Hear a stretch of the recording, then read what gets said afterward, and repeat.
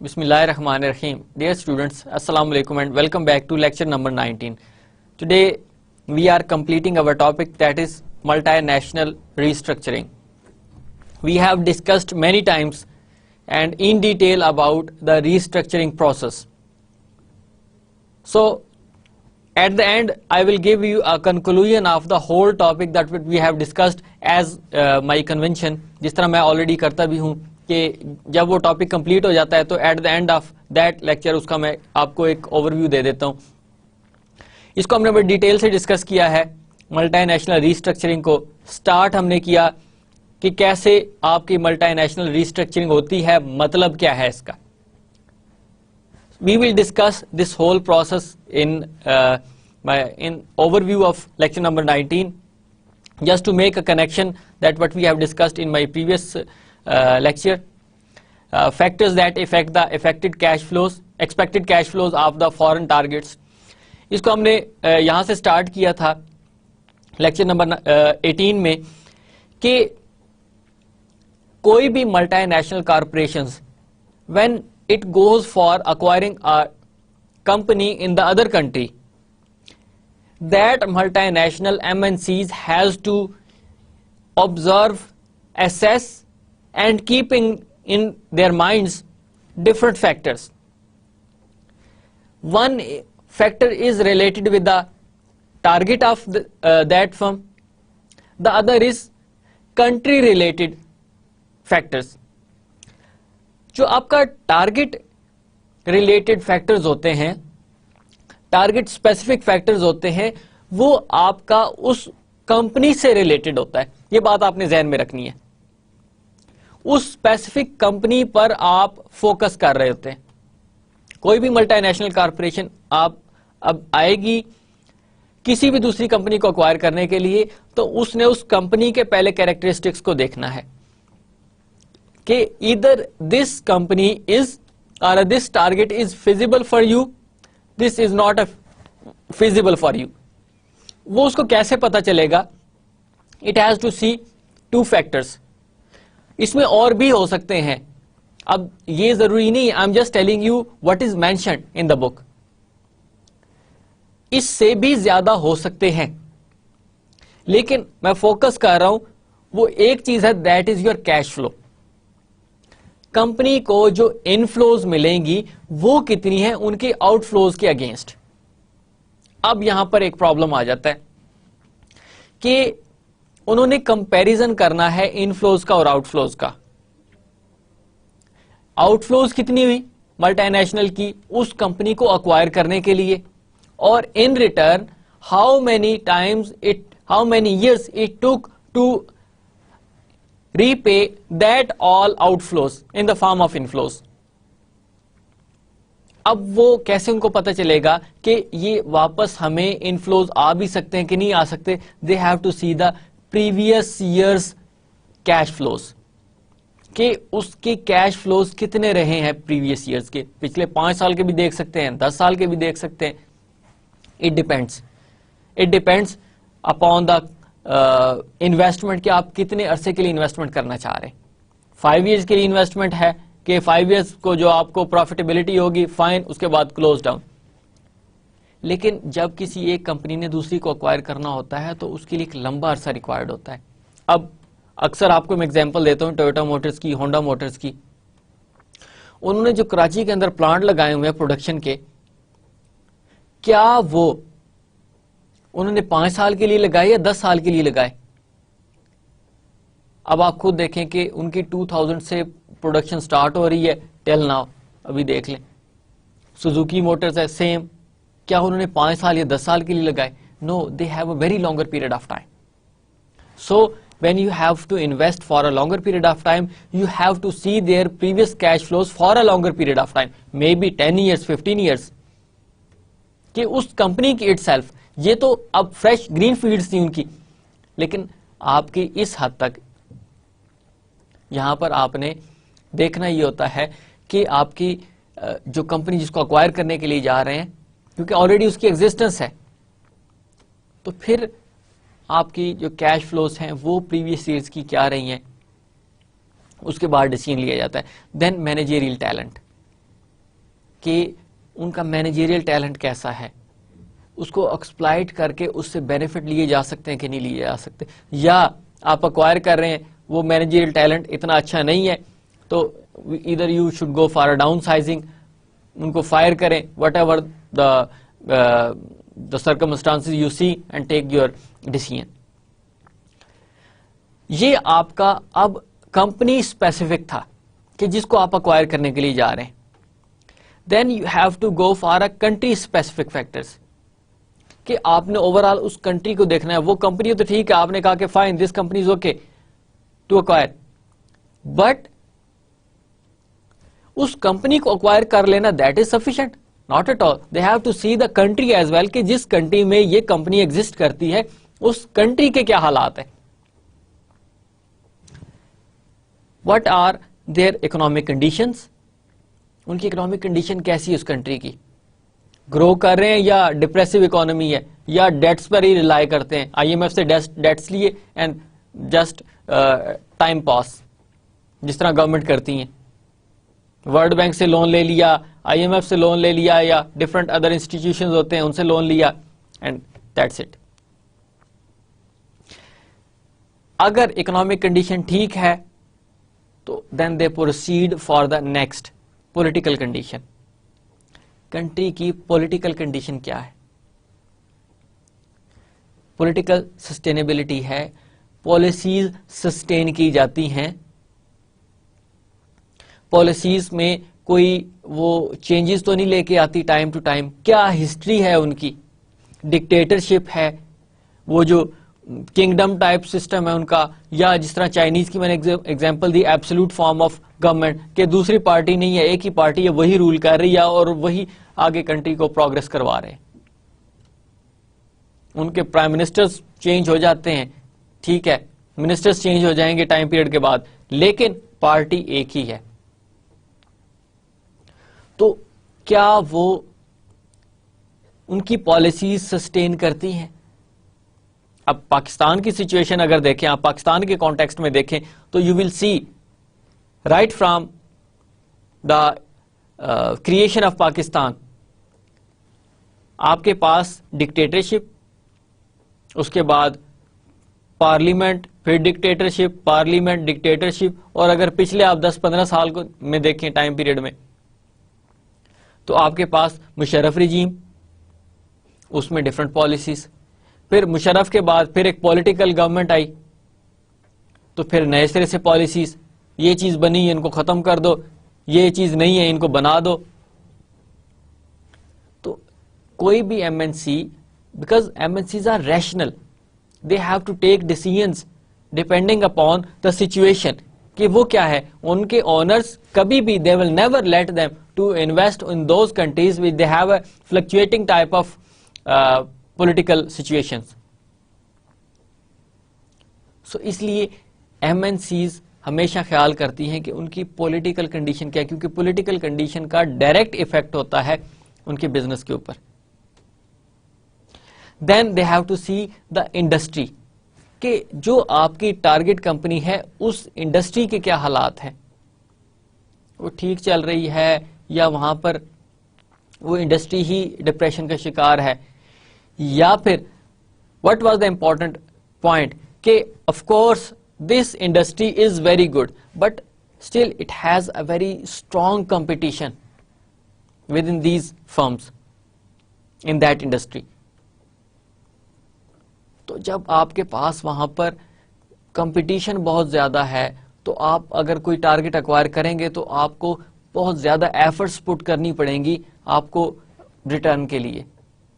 So this could be problem for the multinational, کہ ہم invest کریں اور جو ریٹرن ہے وہ ہمارا لانگر پیریڈ آف ٹائم میں. یہی ریزن ہے کہ کمپنیز موو کر رہی ہیں, ڈیولپڈ کنٹریز کی کمپنیز موو کر رہی ہیں انڈر ڈیولپ یا ایمرجنگ مارکیٹس کی طرف, because in that industry there is a less competition. otherwise وہ اپنے کنٹری کے اندر ہی کام کرتے رہتے, انہیں کیا پرابلم تھی, ان کو پرابلم اس لیے ہوئی ہے because there was a stiff competition. then again a very important point, currency condition. of course when you have a fluctuating currency, so MNCs would be reluctant to invest in that country, because whatever the profit they earn during in 1 year, that would be offset against the fluctuation of a currency. اب انہوں نے جو profit earn کیا جب وہ remit ہوگا واپس, تو ایکسچینج ریٹ کم ہونے کی وجہ سے, ڈی ویلیو ہونے کی وجہ سے, ڈیپریشیٹ ہونے کی وجہ سے ان کا تو پروفٹ آف سیٹ ہو جائے گا. Then what is the benefit for investing in that country? So at the start I told you that MNCs are rational. The people, those who are engaged in multinational restructuring, they are rational people. They see the pros and cons, benefits اور اس کے problems, ان سب کا comparison کرتے ہیں, اس کے بعد decide کرتے ہیں کہ ہم یہاں پر invest کریں یا نہ کریں, کیونکہ انہوں نے رپورٹ کرنا ہوتا ہے شیئر ہولڈرز کو. ادروائز شیئر ہولڈرز تو جتنے بھی مینجمنٹ ٹیم ہوتی ہے ان کو تو فارغ کر دیں گے. Then they have to see the local stock market conditions. اب یہاں پر تھوڑا سا ایک اور پوائنٹ ہے جو میں نے ڈسکس بھی کیا. Overall economic condition is good, overall political condition is good, currency is fine. اب اگر اسٹاک مارکیٹ بہت ایفیشینٹ ہے تو اکوائرر کو ٹارگیٹ کو اکوائر کرنے کے لیے بہت زیادہ پیمنٹ کرنی پڑے گی اگینسٹ دیئر شیئرز. جیسے میں نے آپ کو اگزامپل دی, 50 روپے کا شیئر ہے مارکیٹ میں, تو شیئر ہولڈرز اس کو نہیں سیل کریں گے کیونکہ ان کو پتا ہے کہ مارکیٹ بہت اچھی ہے, میں یہاں پہ پروفٹ ہو رہا ہے, کمپنی ٹھیک کام کر رہی ہے. تو ملٹی نیشنل کو ہو سکتا ہے 60 یا 70 روپے پے کرنا پڑے, لیکن دوسری سائڈ پر پولیٹیکل کنڈیشن بھی ٹھیک, اکنامک کنڈیشن بھی ٹھیک, کرنسی بھی ٹھیک کنٹری کی, لیکن اسٹاک مارکیٹ کو اچھا پرفارم نہیں کر رہی. And it does happen in developing countries as well کہ باقی سب سسٹم ٹھیک, لیکن جو اسٹاک مارکیٹ ہے وہ ایفیشینٹ نہیں ہوتی. تو پھر کیا ہوگا؟ یہاں پر اب MNCs کے لیے اب اپرچونٹی ہے کہ وہ جو 50 روپیز کا شیئر تھا اب وہ 30 روپیز کا ہو چکا ہے اسٹاک مارکیٹ ایفیشینٹ نہ ہونے کی وجہ سے. تو اب بارگین پار بھی اسٹرانگ ہو گئی اکوائرر کی, MNCs کی, کیونکہ ظاہر ہے اب جتنے بھی شیئر ہولڈرز ہیں ہو سکتا ہے وہ اس سچویشن میں ہو کہ یار اس 30 سے کہیں 25 پہ نہ آ جائے, تو this is much better to sell out these shares in 30 rupees. تو 50 سے 30 20 روپیز ڈفرنس پر شیئر. تو یہ بھی آپ کو اسٹاک مارکیٹ بتاتی ہے. Then tax is applicable to the target. Again very important point کہ ٹیکس ریٹ کیا ہے جس کنٹری کے اندر آپ ایکوزیشنز کرنے کے لیے جا رہے ہیں. وہاں پر ٹیکس ریٹس کہیں بہت زیادہ ہائی تو نہیں ہے, بہت زیادہ ہائی ہیں تو ان کا جو پروفٹ ہے وہ سارا ختم ہو جائے گا. اور میں نے آپ کو بتایا ڈبل ٹیکسیشن میں ایک کمپنی نے ٹیکس پے کرنا ہے, پھر شیئر ہولڈرز نے بھی ٹیکس پے کرنا ہوتا ہے. So there is a double taxation in a company. تو یہاں پر بھی ان کے لیے پرابلم ہو سکتی ہے. Then we have seen a valuation process. کس طرح اسٹیپ بائی اسٹیپ ویلیویشن کی جاتی ہے کہ MNCs first screen out in initial phases that you have for example 10 targets, you screen out them okay, these are feasible for you and these are not feasible for you. So out of 10 you have screened out and collected 3 targets کہ یہ 3 targets ہیں جو ہمیں feasible لگتے ہیں. پھر اس کے بعد آپ ان کی ویلیویشن کر رہے ہوتے ہیں, آپ ان کی کیپٹل بجٹنگ کرتے ہیں, کیپٹل بجٹنگ انالیسس کرتے ہیں. اس کیپٹل بجٹنگ انالیسس میں پھر آپ نے نیٹ پریزنٹ ویلیو کے تھرو کیلکولیٹ کرنا ہوتا ہے کہ آپ کا آؤٹ فلو اتنا ہوا, ان فلوز اتنا ہوا اور سالویج ویلیو اتنی ہے. اب نیٹ پریزنٹ ویلیو آپ کی کیا چل رہی ہے؟ آپ نے سارا پروسیس کیا, کیپٹل بجٹنگ کیا آپ نے, یہ سیکنڈ فیز بھی کمپلیٹ ہو گیا انیشیل اسکریننگ کے بعد. تھرڈ میں آپ نے سلیکٹ کرنا ہوتا ہے کہ which one is feasible for you and which one is not feasible for you. You have to see that how much you are paying and against that what you are receiving. اب اگر آپ کی جو price ہے وہ کم ہے net present value سے, تو it means you are going to adopt this kind of methodology, and then you will go and acquire that target. On the other hand, آپ کا اگر پرائس زیادہ ہے آپ کی نیٹ پریزنٹ ویلیو سے, then what is the benefit؟ کہ آپ نے پرائس زیادہ پے کر رہے ہیں اس کے لیے اور ان ریٹرن آپ کو جو انفلوز ہوں گے وہ کم ہوں گے, تو پھر کیا فائدہ انویسٹ کرنے کا وہاں پہ. سو اکوائرر کہاں پر جائے گا؟ جہاں پر پرائس اس کمپنی کی لو ہوگی in comparison to the net present value. یہ آپ کا ویلیویشن پروسیس تھا. And then finally we have gone through why valuation of a target میں vary among M N Cs. کہ ایک ایم این سی ٹارگیٹ ایک country کی M N C value کرتی ہے تو اس کے ڈفرنٹ ریزلٹس آتے ہیں. دوسرے کنٹری کی ایم این سی اسی ٹارگیٹ کو ویلیو کرتی ہے تو اس کے ڈفرنٹ ریزلٹس آتے ہیں. تیسری ایم این سی کسی اور کنٹری کے اندر ویلیو کرتی ہے اسی ٹارگیٹ کو تو ریزلٹس ڈفرنٹ آتے ہیں. تو کیا ریزنس ہیں بیسیکلی؟ وہ ریزنس ان میں سے آپ کے پاس ہی 3 ہیں. Estimated cash flows of a foreign target. جو آپ کیش فلوز ایسٹیمیٹ کر رہے ہوتے ہیں وہ ویری کرتی ہیں. کوئی جلدی لینا چاہتا ہے, کوئی لیٹ لینا چاہتا ہے انفلوز, کسی کا جو ریکوائرڈ ریٹ آف ریٹرن کم ہوتا ہے, کسی کا زیادہ ہوتا ہے. یہ فیکٹرز ہیں آپ کے. یا پھر ایکسچینج ریٹ ایفیکٹ کہ آپ کے پاس ٹائم پیریڈ جو ہوتا ہے ایکسچینج ریٹ کا وہ ڈفرنٹ ہوتا ہے. ایک کمپنی کہتی ہے کہ ہم کوارٹرلی ریمٹ کریں گے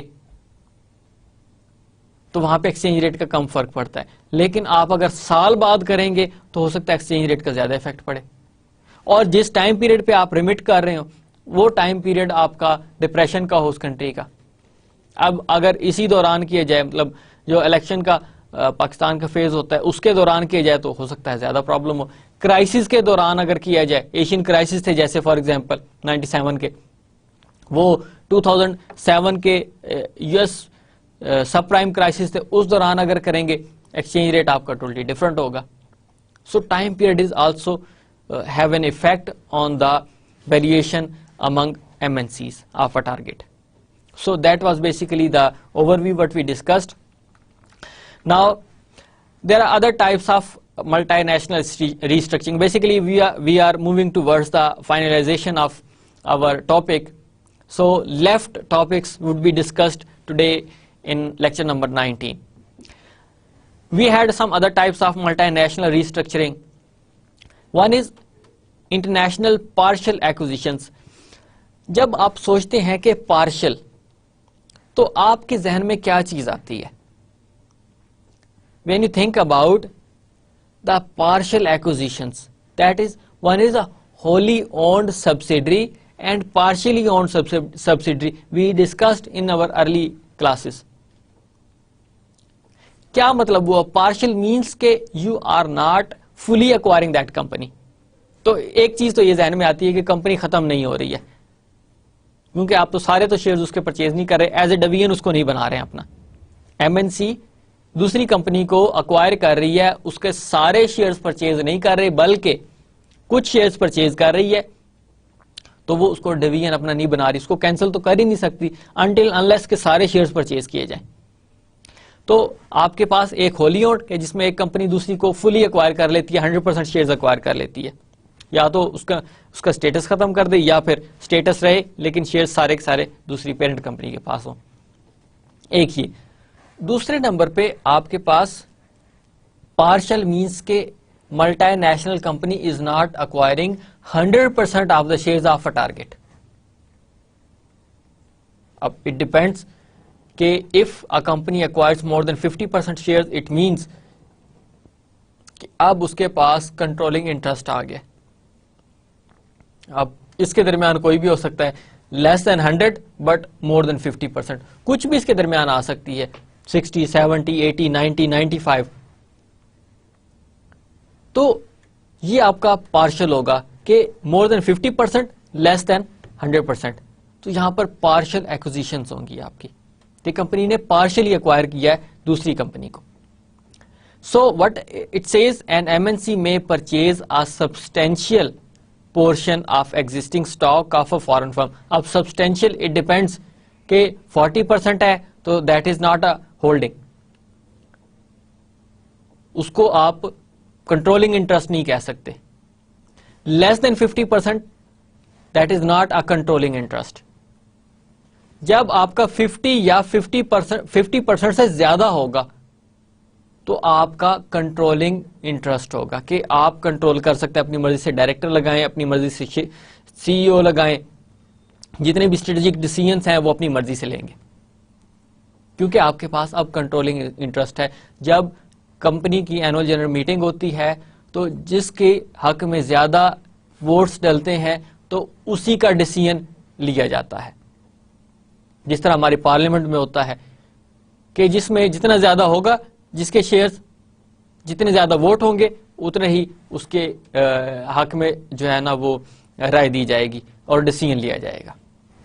سو what it is seeing, and MNCs may purchase a substantial portion of existing stock of a firm so as to gain some control over the targets, management and operations. اب یہاں پر دو factors بتایا جا رہا ہے, one is management, other is operations. So when you have a controlling interest, it means more than 50% but less than 100%. So vote would be in your favors. آپ کو پتہ ہے, ظاہر ہے آپ کے حق میں, آپ کے پاس اب میجورٹی آ گئی ہے تو آپ اپنی مرضی سے ووٹنگ کروائیں گے اور ڈیسیژن لیں گے. مینجمنٹ آپ اپنی مرضی سے رکھیں گے کہ آپ نے کہا کہ جی ہم نے ڈائریکٹرز یہ رکھنے ہیں, ہم نے چیف ایگزیکٹو یہ رکھنا ہے, کمپنی کی جو آڈٹ فرم ہوگی یہ ہونی چاہیے.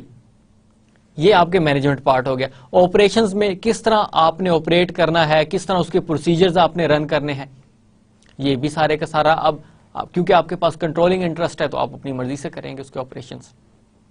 سو آئی ہوپ کہ یو انڈرسٹینڈ کہ 100%, اس سے پہلے ہم 100% پڑھ رہے تھے, اب آپ کی پارشل آ جاتا ہے کہ آپ نے 100% شیئرز اکوائر نہیں کیے. The valuation of a firm depends on whether the MNCs plans to acquire enough shares to control the firm and hence influence its cash flows. اب یہاں پر وہ کہہ یہ رہا ہے کہ جب آپ نے more than 50%, less than 100% لیے ہیں تو آپ انفلوئنس کر سکتے ہیں. کیسے؟ مینجمنٹ کے تھرو. اب یہاں پر بتا یہ رہا ہے کہ آپ نے جب ویلیویشن کرنی ہے وہ ڈیپینڈ آپ کی اس چیز پہ کرتی ہے کہ آپ نے کتنے پرسنٹ اس کے شیئرز اکوائر کر لیے. تو آپ نے ظاہر اسی کے اگینسٹ پیمنٹ کرنی ہوگی نا. آپ نے فار ایگزامپل 70% شیئرز اکوائر کیے ہیں تو you are owner up to 70%. آپ نے 55% اگر لیے ہیں تو آپ نے ویلیویشن بھی 55% کی اگینسٹ ہی کرنی ہوگی اور اتنی ہی آپ نے ان کو پیمنٹ کرنی ہوگی. پرائسنگ ہوگی آپ کی اسی کے مطابق ہوگی. پھر آپ نے 90% اکوائر کیے ہیں شیئرز تو پھر آپ کی ویلیویشن 90% کے مطابق ہوگی, 100% کے مطابق نہیں ہوگی. سو جتنا شیئر اتنی آپ نے پیمنٹ کرنی ہے. So that is related with partial accusations. International accusations of privatised businesses. اب اس سے کیا مراد ہے؟ آپ انٹرنیشنل ایکوزیشنز کر رہے ہیں but you have a privatised businesses. ایک آپ کے پاس پبلک اور ایک آپ کے پاس privatised. So just read it کہ many MNCs have acquired business from foreign governments. ایک تو یہ فیکٹر ہے. These businesses are usually difficult to value because the transition entails many uncertainties.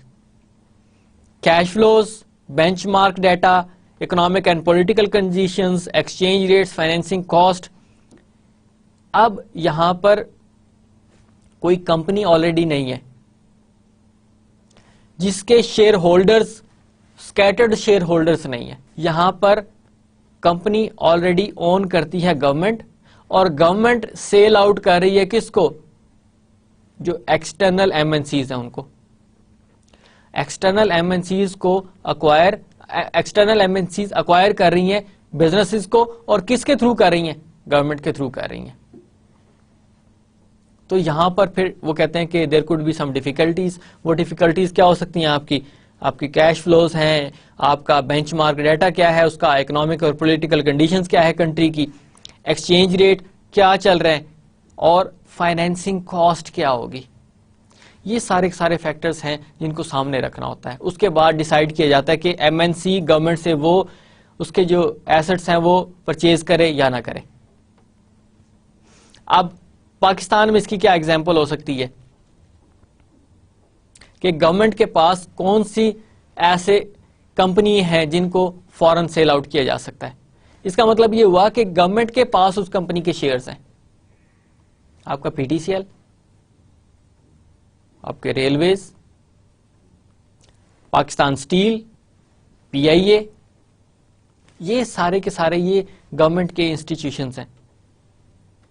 تو ان کے جو شیئر ہیں وہ گورنمنٹ کے پاس ہیں. اب ایم این سیز اگر ان کو اکوائر کرنا چاہتی ہے تو they have to see all these factors. اس کے بعد انہیں ڈیسائیڈ کرنا ہوتا ہے. سو آئی ہوپ کہ you might have an understanding about it کہ وٹ آئی مینس کہ آپ کے پاس ملٹی نیشنل ریسٹرکچرنگ ہو رہی ہے لیکن ایکوزیشن نہیں ہے پرائیویٹائزڈ بزنسز کی.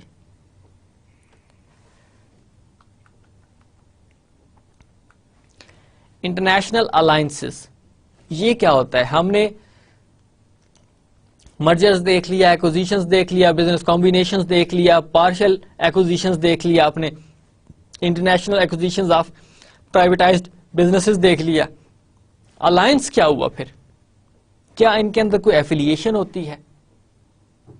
ہم نے شروع کے لیکچرز میں دیکھا تھا mergers, statutory mergers, statutory consolidation, acquisition of common stock. اب جتنا بھی ہم نے ڈسکس کیا that was related with the acquisition of common stock کہ کمپنی کے شیئرز کو اکوائر کر لیا جاتا ہے. اب اس کو رکھیں یا نہ رکھیں, اٹ ڈیپینڈس, اس کا لیگل اسٹیٹس رکھیں یا نہ رکھیں. اب الائنسز کیا ہوا پھر؟ کس طریقے سے الائنس ہو رہا ہے, آپس میں کس طریقے سے اکٹھا کیا جا رہا ہے؟ MNCs commonly engage in alliances such as joint ventures and licensing agreements with the foreign firms. اب یہاں پر کوئی شیئرز کی ایفیلیشن نہیں ہے, کوئی اونرشپ کی ایفیلیشن نہیں ہے, صرف اکٹھے ہو کے کام کر رہے ہیں.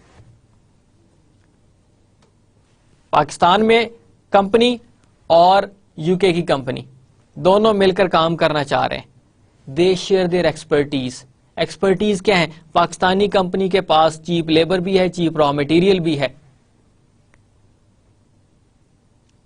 اور یو کے کی کمپنی کے پاس ایکسپرٹیز ہے, ٹیکنالوجی ہے. تو اب آپس میں سمپل ایک الائنس ہوا. یو کے کی کمپنی نے پاکستان کی کمپنی کو اکوائر نہیں کیا.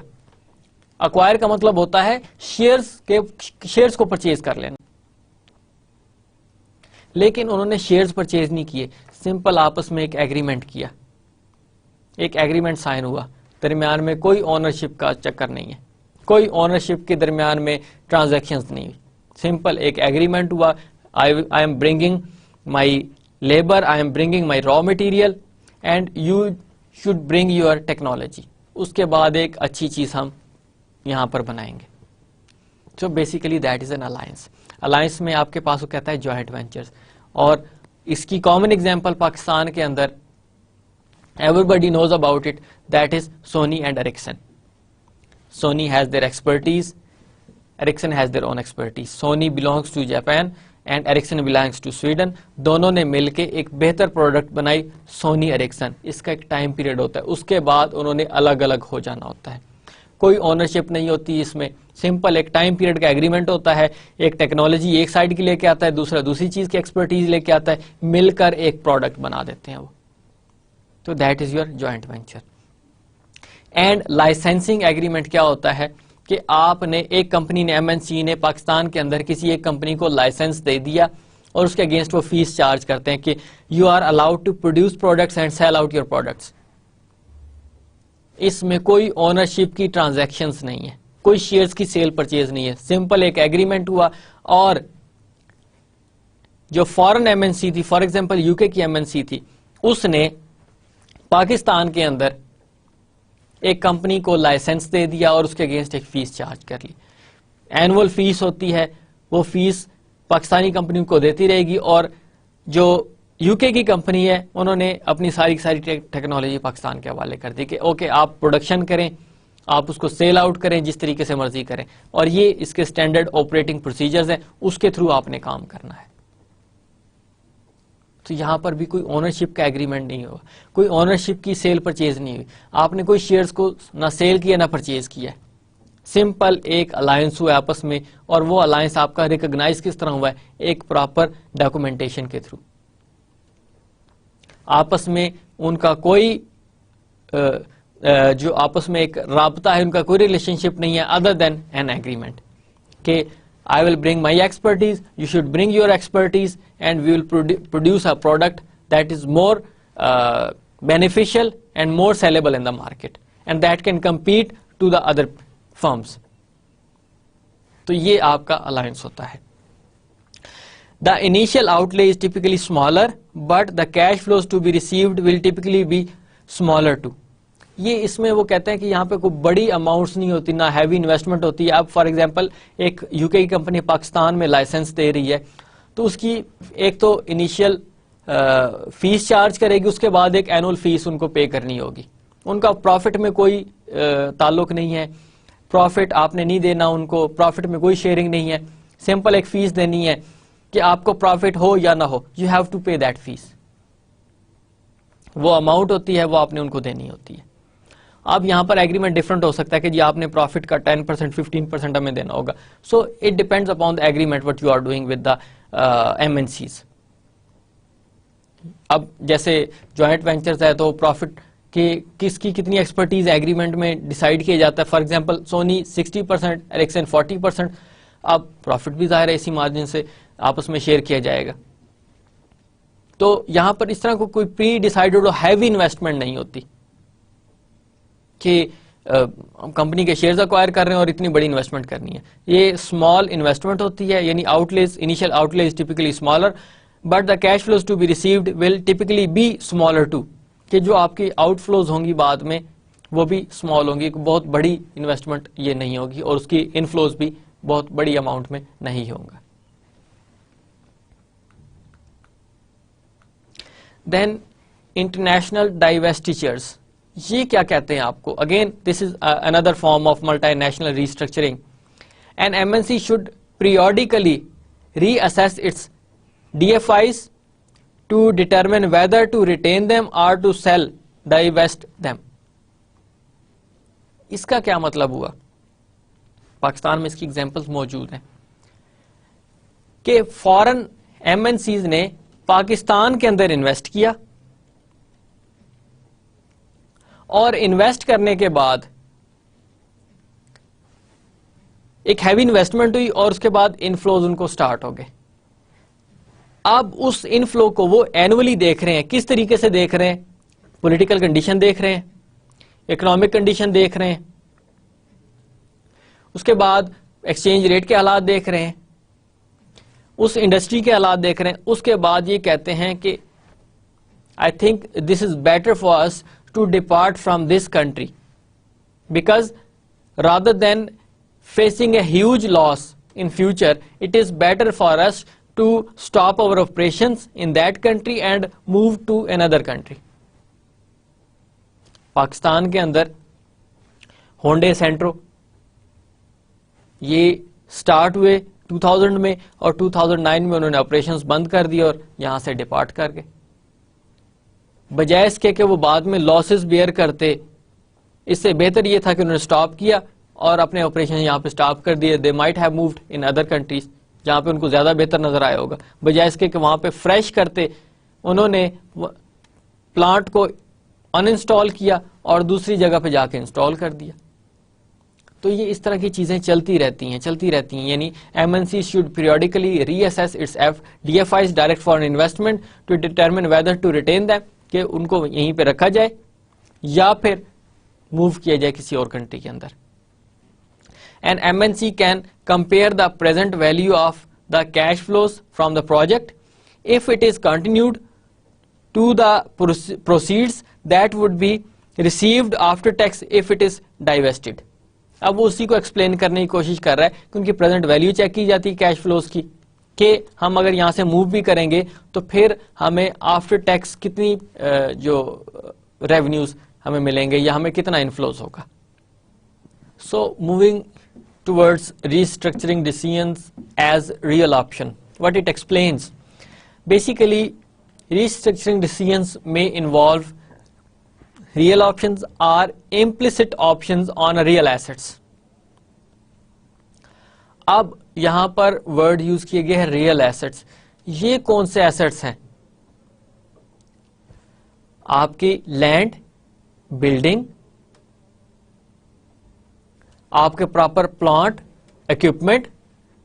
سو ریسٹرکچرنگ ڈیسیژنز میں انوالو، جب آپ ریسٹرکچرنگ کر رہے ہوتے ہیں، کسی کو اکوائر کر رہے ہوتے ہیں، تو you have to see that whether you are investing in which area. آپ اماؤنٹ جو ایلوکیٹ کر رہے ہیں وہ کن چیزوں کے اوپر ایلوکیٹ کر رہے ہیں. سو that is very important. Again I repeat, restructuring decisions may involve real options as implicit options on real assets. If a proposed project carries an option to pursue an additional venture, ظاہر ہے ضروری تو نہیں ہے کہ آپ نے کہیں پہ انویسٹ کیا ہے تو صرف اسی تک ہی فوکس رہیں گے، آپ کے پاس ایک اور اپرچونٹی موجود ہے. To pursue an additional venture کریں گے، then the project has a call option on real assets.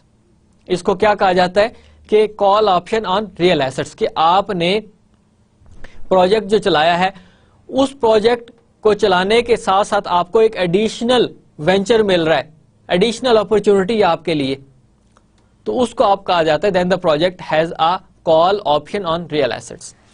Then finally if a proposed project carries an option to divest part.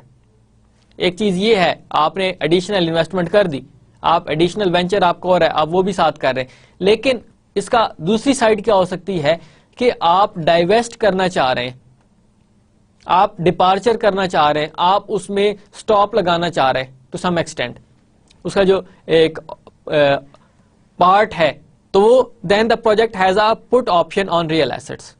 یعنی کال آپشن کیا ہوا کہ ایڈیشنل آپ venture میں جا رہے ہیں اور ڈائیویسٹ کر رہے ہیں پارٹ کو آپ، تو وہ کیا ہوگا آپ کا put option on real assets. So if a proposed project carries an option to divest part or all of itself, then the project has a put option on real assets. So یہ آپ کا ایک real option سے related آپ کی restructuring decisions ہوتے ہیں. یہ سمپل آپ کو بتانے کے لیے تھا, although it is not as important as what we have discussed in my previous slides. So I just wanted to give you an overview کہ کیا ہوتا ہے ریئل آپشن جب ریئل آپشن میں جاتے ہیں آپ لوگ.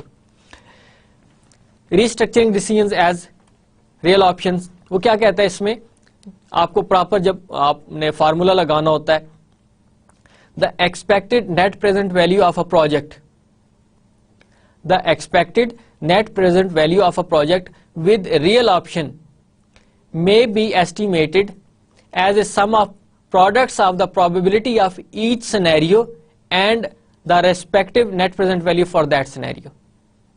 کیا ہوا, the expected net present value of project, اب یہاں تک پارٹ آپ کا کمپلیٹ ہے, the expected net present value of a project with real option may be estimated, کس طرح estimate کریں گے آپ اس کو, جو آپ کی expected net present value آپ کی پروجیکٹ کی, as the sum of the products of the probability of each scenario. آپ نے جتنے بھی آپ کی پروڈکٹس ہیں ان کی probabilities ہیں ان کو آپ نے سم اپ کرنا ہے, ہر سینیریو کی probability کو آپ نے سم اپ کرنا ہے, and then the respective net present value for that scenario, اور ہر سینیریو کا آپ نے نیٹ پریزنٹ ویلیو الگ الگ نکالنا ہے, تو پھر آپ اس کا کمپیریزن کر سکتے ہیں نا کہ okay you have a call option, you have a put option. Hare scenario کا آپ نے الگ سے نکالنا ہے نیٹ پریزنٹ ویلیو اور ان کا وہ سم اپ کرنا ہے آپ نے, تو اسی لیے یہاں پہ ورڈ یوز کیا گیا سم of the products of probability of each scenario and the respective net present value for that scenario. Hare scenario کا یعنی ہر ایک آپ کے پروجیکٹ کا الگ سے آپ نے نیٹ پریزنٹ ویلیو کیلکولیٹ کرنی ہے, ان کو سم اپ کرنا ہے اور اس کے بعد دیکھنا ہے کہ آپ کے پاس, مجھے بتائیں کہ اب آپ نے یہاں پہ ڈائیویسٹ کرنا ہے یا آپ نے انویسٹ کرنا ہے. اس کا فارمولا لکھا ہے انہوں نے, expected net present value is equal to sum of probabilities multiplied by net present value. اب یہاں پہ I سے کیا مراد ہے, یعنی net present value of each scenario, scenario کو کہا جا رہا ہے I, یعنی سم اپ کر رہے ہیں probabilities کو, یعنی probabilities یہ سمیشن کا جو سائن لگا ہوا یہاں پہ P سے پہلے جو سمیشن لگا ہوا ہے وہ یہی بتا رہا ہے کہ آپ کے پاس سمیشن پروبیبلٹیز یعنی sum of all probabilities of scenario I and net present value for scenario I. اب یہاں پر 10 سینیریوز ہیں تو 10 کو آپ سم اپ کر لیں گے, آپ کے پاس 5 سینیریوز ہیں تو 5 کو سم اپ کر لیں گے, تو وہ ہر ایک کی ایکسپیکٹڈ نیٹ پریزنٹ ویلیو نکل آئے گی, اور اس کے بعد سم اپ کرنے کے بعد آپ ڈیسائیڈ کریں گے کہ ادھر you should go for that project اور you should not go for that project. What makes a merger unattractive, تھوڑا سا آپ اس کے بارے میں سوچیں کہ کون سی ایسی چیزیں ہیں جو آپ کے مرجرز کو ان اٹریکٹیو کر دیتی ہیں. تھوڑا سا اپنے برین سٹارمنگ کریں, آئیڈیاز جنریٹ کریں کہ بیسیکلی وہ کون کون سے ایسے فیکٹرز ہیں جو آپ کے مرجرز کو ان اٹریکٹیو کرتے ہیں. For example multi national corporation is thinking to acquire a company in Pakistan. ظاہر ہے ان کو گروتھ اپرچونٹی نظر آ رہی ہے, ان کو وہاں پر پروفیٹیبلٹی نظر آ رہی ہے, کیونکہ اپنے جس کنٹری کے اندر وہ کام کر رہے تھے وہاں پہ بڑا اسٹف کمپٹیشن ہو گیا تھا, اب ان کو گرو کرنا ڈیفیکلٹ ہو گیا تھا, پروفٹ مارجن ان کا کم ہو گیا تھا, ان کو بہت ہیوی ایفرٹس پٹ کرنے کی ضرورت تھی. تو they thought that this is much better to put our efforts, all of our efforts in our own country. We should also move from our country to host country. وہاں کے benefits لیں, کیونکہ وہاں پر ابھی میچورٹی سٹیج نہیں آئی ہے companies کی, وہاں پر ابھی گروتھ کے چانسز ہیں. اب ایک چیز تو یہ ہے کہ ان کو اٹریکشن نظر آئی کہ وہاں پر cheap raw material, cheap labour ہے, جو آپ کے فیکٹریز آف پروڈکشن ہے وہ وہاں پہ چیپ ہے, پلس کنزمپشن بھی وہیں پر ہے. تو پھر یہ تو اٹریکٹ کر رہی ہیں چیزیں. ان اٹریکٹیو کیا ہوگا کہ ایک ڈی ایف آئیز یا ایف ڈی آئیز دوسرے کنٹری کے اندر جا رہی ہے, تو اب اس کے لیے اٹریکشن ختم ہو گئی. اب ایک ہم نے پڑھا تھا, if you could remember, defensive techniques میں, کہ اسی طرح آپ ایڈ اپ کرتے ہیں نا ان چیزوں کو, جو کہیں پہ آپ نے پڑھی اس کو آپ ایڈ اپ کر سکتے ہیں. آپ نے پڑھا تھا کہیں پہ کہ کمپنی کے 10 پلانٹ ہیں اور ان میں سے جو 10th پلانٹ ہے وہ بہت زیادہ پروفیٹیبل ہے, اور جس لوکیلٹی میں وہ انسٹال کیا گیا ہے وہاں پر ٹرانسپورٹیشن کی کاسٹ کم بیئر کرنی پڑتی ہے. تو جو ملٹی نیشنل ہے اس کو وہاں پر وہ نظر آیا کہ یار اس کو اگر کمپنی کو ہم ایکوائر کر لیں تو یہ پلانٹ بھی ہمارے پاس آ جائے گا. اب ڈیفینسو ٹیکنیک یہ لگ رہی ہیں کہ فیوریبل ٹرمز اینڈ کنڈیشنز پہ وہ اسپیسیفک پلانٹ کسی اور کمپنی کو سیل کر دیا جائے. اب وہ کمپنی پوری کی پوری تو بچ گئی صرف ایک پلانٹ کو سیل کرنے کے لیے. اس ایک پلانٹ کو سیل کیا اور کمپنی پوری کی پوری ایکوائر ہونے سے بچ گئی. اب ملٹی نیشنل کمپنی کا وہ اٹریکشن ختم ہو گئی. یہ تو میں نے آپ ایک ایگزامپل دیا, ابھی میں سلائیڈ پر نہیں گیا, ابھی میں سلائیڈ سے میں نے کوئی چیز نہیں لی ہے. I'm just telling you on my own thinking کہ what we have already discussed, کہ کیا ایسی چیزیں ہیں جو مرجرز کو ان اٹریکٹیو بنا دیتی ہیں. Now coming towards our own topic, in financial terms mergers are problematic when the buyer does not earn the expected return on investment in a reasonable period of time. اب یہاں پر بات آپ کو سمجھ آ رہی ہوگی کہ کمپنی کوئی بھی دوسرے کنٹری کے اندر جا رہی ہے تو اس کو وہاں پر کوئی ریٹرن نظر آئے گا انویسٹمنٹ کا تو وہ جائیں گے, ادروائز وہ نہیں جائیں گے. اب ایک کمپنی اٹریکٹیو ہو چکی تھی کیونکہ اس کا اسپیسیفک پلانٹ ایسی لوکیلٹی میں تھا کہ وہاں پر ٹرانسپورٹیشن کاسٹ کم تھی, اس کا پروڈکشن ہائی تھی, اس کی پروڈکٹس کی سیل زیادہ تھی, ڈیمانڈ زیادہ تھی. اب اگر میں کہوں کہ کمپنی کا پلانٹ کراچی میں لگا ہوا تھا, ایم این سیز نے کہا کہ Karachi is basically an area where there is a port, sea port, ایک یہ چیز ہے وہاں پہ. دوسرا وہاں پر سی پورٹ تو ہے, پلس اس کی پروڈکشن پاکستان کے اندر آتی ہے. آپ سی پورٹ کے تھرو باقی جتنے بھی ایڈجیسنٹ کنٹریز ہیں, نیبر کنٹریز ہیں, وہاں پر بھی آپ ایکسپورٹ کر سکتے ہیں پروڈکٹس کو. تو ملٹی نیشنل کو وہ جو کراچی میں پلانٹ لگا ہوا تھا وہ بڑا اٹریکٹیو نظر آیا. اور جو میں نے آپ کو بتایا کہ کمپنی کے 10 پلانٹ تھے, ایک کراچی میں تھا تو انہوں نے اس پلانٹ کو ہی سیل آؤٹ کر دیا کسی کو, فیوریبل ٹرمز کے اوپر, تو پوری کمپنی تو بچ گئی نا, 9 پلانٹ تو بچ گئے نا, اونرز جو تھے وہ 9 پلانٹ تو ان کے پاس ہی رہے نا. اب یہاں پہ وہ کیا کہہ رہا ہے فائنینشیل ٹرمز میں کہ mergers are problematic when the buyers does not earn the expected return on investment, کہ جی ایکوائرر جو تھا اس کو اس کی انویسٹمنٹ کا ایک ریزنیبل ریٹرن ہی نہیں مل رہا اس اسپیسیفک پیریڈ کے اندر, then what is the benefit for that acquiring firm. Then one broad standard of performance is that a merger should not produce any dilution in the earning per share. یہ dilution کیا ہوتی ہے, again a new word emerged. dilution کیا ہوتی ہے, basically dilution is a thinness.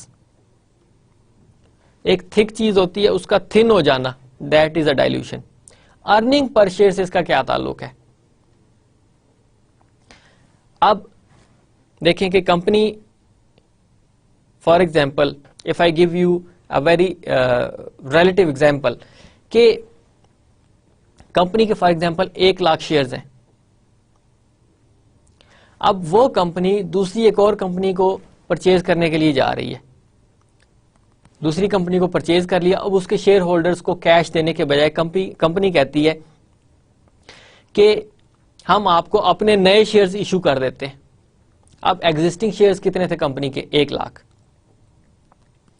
اور دوسری company کے شیئر ہولڈرز کو فردر 1 لاکھ اور شیئرز دے دیے گئے, تو ٹوٹل اب کمپنی نے شیئرز کتنے ایشو کر دیے ہیں, 2 لاکھ. 1 لاکھ ایگزسٹنگ تھے اور 1 لاکھ انہوں نے اور ایشو کر دیے, تو ٹوٹل کتنے ہو گئے, 2 لاکھ شیئرز.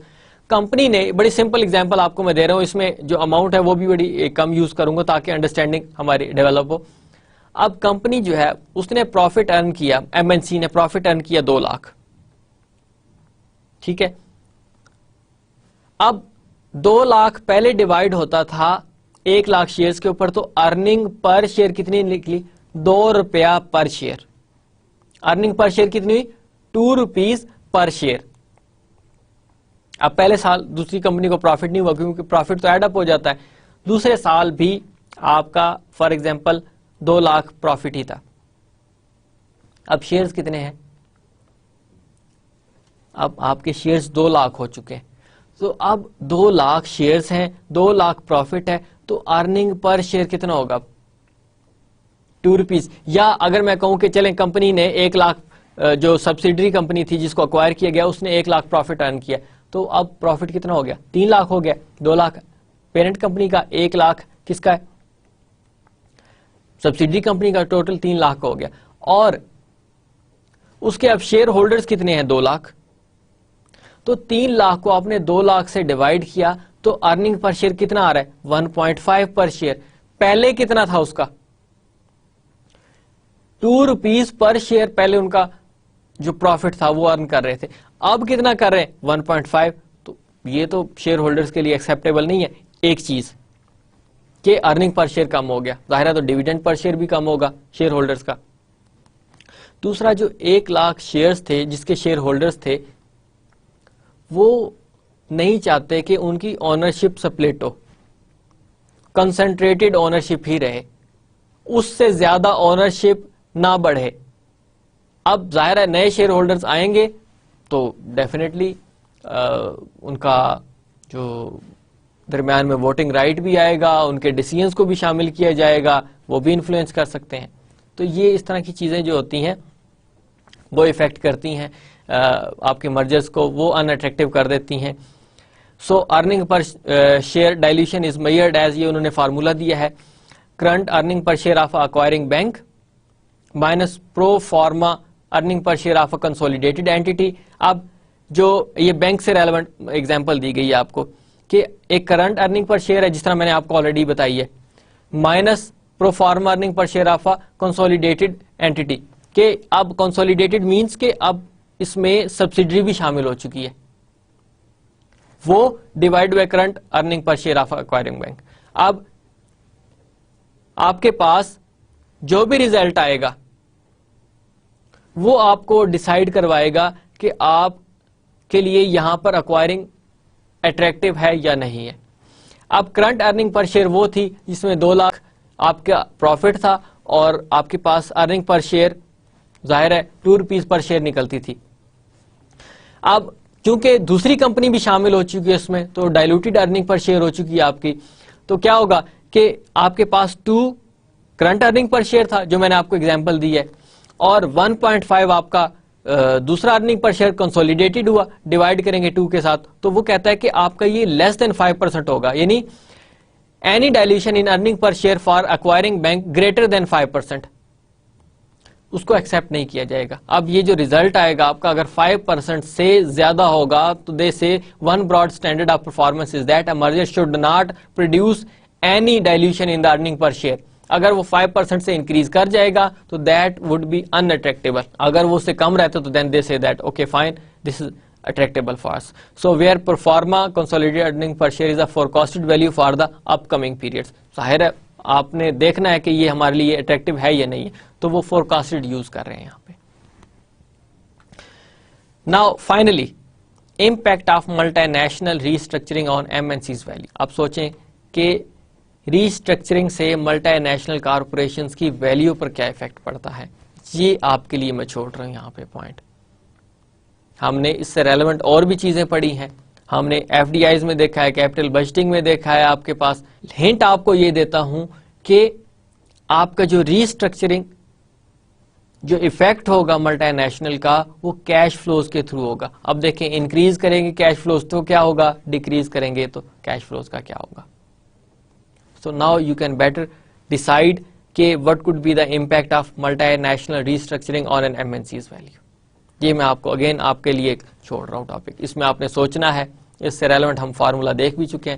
تو آپ کے پاس ایکسپیکٹڈ جو کیش فلوز ہوگی جو ریسٹرکچرنگ سے, اس کا کیا افیکٹ پڑے گا آپ کی ایم این سیز کی ویلیو پہ, ملٹی نیشنل کی ویلیوز پہ. یعنی ایک ایم این سی یو کے کی ہے, پاکستان میں وہ ایکوائر کر رہی ہے, تو یہاں پر اب مرجر ہو رہا ہے. جب مرجر ہو رہا ہے تو یا ایکوزیشنز ہو رہی ہیں, تو اس کا مطلب یہ ہے کہ basically we are restructuring an M N C. تو اس کا افیکٹ کیا ہوگا آپ کی ایم این سیز کی ویلیو پہ.